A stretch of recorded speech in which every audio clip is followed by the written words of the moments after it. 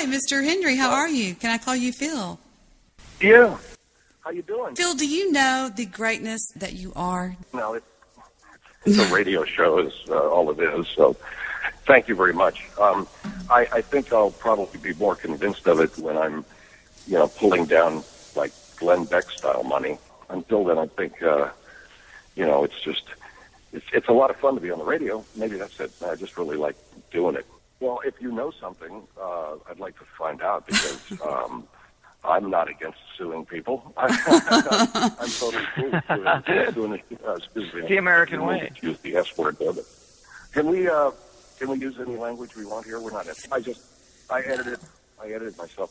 Well, I think first of all, Sirius XM. No, I didn't get crooked with them. They just. They, for whatever reason, I do a kind of radio that is very difficult it's not a traditional radio show. Now, it's not supported by the talent. And when I say talent, the real talent problem we have in radio is not with people on air. The talent problem we have in radio is management, program directors, CEOs. This is the worst generation of radio. I'll give you an example of what I'm talking about. This will be as specific as I can get. I'm going to put an app eventually out there for the Phil Hendrie Show. And what that means is people can now just hit a button on their phone to listen to my show. I don't need radio stations anymore. I don't know if that really has sunk in with the radio people. They're not too bright. I mean, you and I know they're stupid, but are they so stupid that they don't recognize that all you have to do is put an app on a phone and people can listen to any show they want? They don't need your radio station. Exactly, because iPhones and smartphones are the wave of the future. Let me take this reverb off. Yeah, it's the wave of the future, and that's the way a lot of... You had reverb? I had some reverb. You were running it to reverb? We were acting stupid. I'm sorry. There, I just took it off. Now I sound flat. I mean, podcasts, first of all, the podcast world, again, we have to get back to this brutal reality that the radio executive, the radio leadership is just about as stupid as it gets, because podcasting is run by comics. There's no radio personalities. If you take a look at the top comedy podcasts, they're all comics. There's not a radio personality. I pop up there. I think I see Jay Moore, but he's really a comic turned radio guy. I think maybe some Opie Anthony. I don't know who else. The radio people are not Adam Carolla, Adam, I would say, is a radio guy, but he started out as a TV guy. Well, no, he started out in radio, so I'd say that Adam is the exception. What I'm saying is, there's a guy that makes about $800,000 a year off of his podcast. Okay, now this is Les Moonves at CBS, or whoever the moron was that made the decision to get rid of Adam, got rid of $800,000 a year advertising. For that's what he's pulling on his podcast. So. This is a glaring example of how stupid these people are. The Dickey brothers at Cumulus made the following two statements within 30 days of each other. The first one was, we don't get it about digital, there's no money there, and then 30 days later, this brain surgeon comes out and says, we're burning the midnight oil to find out how we can make money with digital. Since we're talking about the porn industry, I was certainly right there with them. No, I don't. The porn. Same thing. Yeah, no, I hear you. But look, the whole trip. See, here's one thing about porn. At least you still watch it on either a TV set or a movie screen. Right. But what we're talking about with radio, we're talking about radio shows leaving terrestrial radio behind. There is no radio. There's no radio. Well, and people want it on. People want it on demand. They want it I want to listen to Phil Hendrie at 3:20 in the morning. I don't want to listen to him when he's only live at 10 o'clock. You know what I'm saying? And I believe that's maybe that may be the case. That may be the case. But right now, the problem that we're having. No, I hear you. You're absolutely right. In fact, that's the problem they're having in television. But right now, my problem is just getting my show out there live. You can listen to a stream out of WWRL in New York if you want. You can subscribe to my website and watch and listen.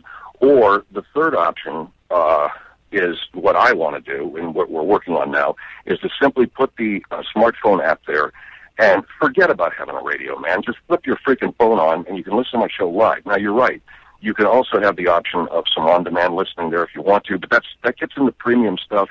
I have a subscription site, and I'm not going to give up that. And that's how I make my living. I mean, I take $9.99 a month from my listeners, and they get like 5,000 hours of audio and all this good shit. But the live thing is where it's free, and people want to hear that. And why should I be out there? And the same thing with you, Debbie, or anybody. Why should we be out there beating our brains out on a wall with these fucking radio stations where these people, they don't even know next week whether they're going to be Spanish, whether they're going to be sports, whether they're even going to be in the radio business, or they're going to turn it into a fruit stand. I don't want to talk to those idiots anymore. What I want to do is I want my show to be heard by people who want to hear it. And the best way to do that is to put an app on a smartphone and let them flip their phone on anytime they want to, and they can hear my show live, or we'll put some free content in there, the rest of the clock. Oh, cool, man. Is she there? Is Liz there, or is she? Well, here's what's going on with talk radio. Talk radio is dead. I mean, it is dead. It's news talk. What I'm talking about is political talk.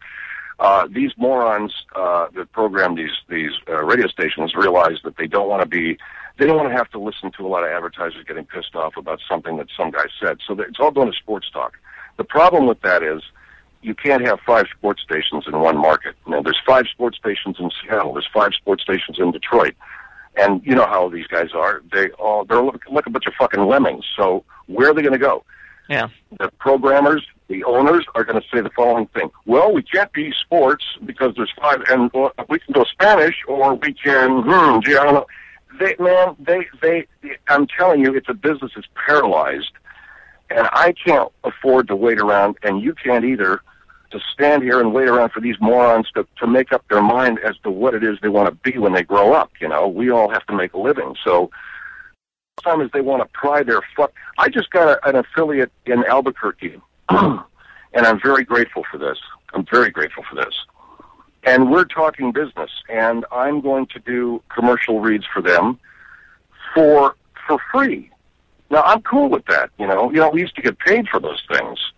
But if this gives me an affiliate in Albuquerque, and I can insinuate myself with their audience and their sponsors locally, I'm happy to do these commercials for them. I'm happy to work with any radio station that'll work that way, will do business that way.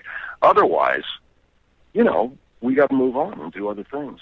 Well, you talk about do you believe in radio right now more money is made off of sponsors or is made off of listeners as far as having the private Spreaker, the app on the smartphone? What do you think? Do you think it's more... You mean, are you talking about subscription as opposed to advertiser money? Well, yes. Let me tell you this. Yeah, okay, Bobby. My business, I make a better living. In fact, it's embarrassing if I told you the living that I make on my premium website compared to what radio pays me. You're getting my money. You're getting my money. Well, and I'm very happy for that. And we worked our asses off, man. You should have seen us trying to transfer 5,000 hours of audio over to a new platform. It was insane, man. But we knew we owed it to our subscribers. We owed it to our listeners. But the point that I'm trying to make is this. If I was in radio and I said, wow, Phil Hendrie is making 50 times the money with subscription and premium radio as he is with us, I'd be embarrassed, wouldn't you? I mean, look at radio. Radio was, at one time in the city of Los Angeles, radio was a $700 million a year business. Mm-hmm. Almost $1 billion in one market. There you go. Yeah, yeah, it's happening everywhere, man. It's happening everywhere, and so what you have to do is you have to, you've got to be flexible. But I maintain, Debbie, that the reason for that is because of the mismanagement, the short-sightedness, the stupidity of the broadcast brain trust. I don't think they can't convince me it's anything else. They just can't. I think I think it's basically cutting out the middleman is the way I look at it. It's cutting out the middleman in the whole deal, in a sense. Yeah, I hear you. Like you being an entrepreneurial talent, me the same thing. You have a product. All you got to do is find a platform for it and send it out there. You don't need Mr. Program Director or General Manager. Exactly. You just don't. Finally, somebody that thinks like I do. There you go.